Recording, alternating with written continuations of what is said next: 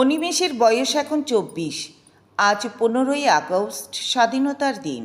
সকাল থেকে পাড়ায় মাইকে দেশাত্মবোধক গান বাজছে। অনিমেষ তার ঘরের টেবিলে বসে ল্যাপটপে কাজ করছে, আর তার মা কল্যাণী দেবী রান্নাঘরে চা বানাচ্ছেন। হঠাৎ অনিমেষের ফোনটা বেজে উঠল। ফোনটা কেটে সে একটা দীর্ঘশ্বাস ফেলল। কল্যাণী দেবী চায়ের কাপ হাতে ঘরে ঢুকে জিজ্ঞাসা করলেন, কী রে অনু, কী হয়েছে? অত বড় নিঃশ্বাস ফেললি যে?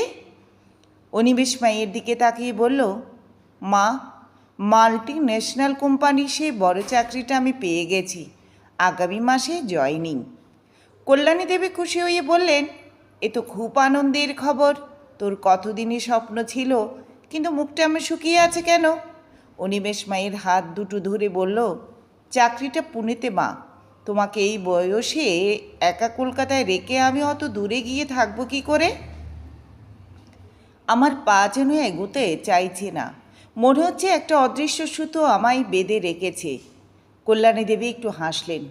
জানালা দিয়ে বাইরে তাকালেন, যেখানে বাতাসে তেরঙ্গা পতাকাটা স্বাধীনভাবে উঠছিল। তিনি অনিমেষের মাথায় হাত বুলিয়ে দিয়ে বললেন, অনু, আজ থেকে 24 বছর আগে যখন তুই প্রথম এই পৃথিবীতে এসেছিলি, ডাক্তারবাবু তোর নাড়ি কেটে তোকে আমার থেকে আলাদা করেছিল। শরীর থেকে আলাদা হলেও মনের দিক থেকে তুই আজীবন আমার সাথে বাঁধা। তিনি একটু থেমে আবার বললেন, মা হওয়া মানে সন্তানকে নিজের আঁচলে বেঁধে রাখা নয় রে। মা হওয়া মানে সন্তানকে এত বড় আকাশ দেওয়া, যাতে সে ডানা মেলে উঠতে পারে। তুই যদি আমার কথা ভেবে তোর স্বপ্নকে খাঁচায় বন্দি করে রাখিস, তবে তো আমার মাতৃত্বই হেরে যাবে।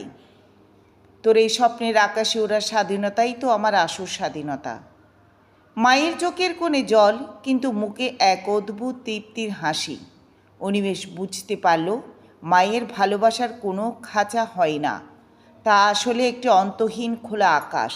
সে মাকে জড়িয়ে ধরে বলল, ধন্যবাদ মা, আমায় স্বাধীনভাবে বাঁচতে শেখানোর জন্য।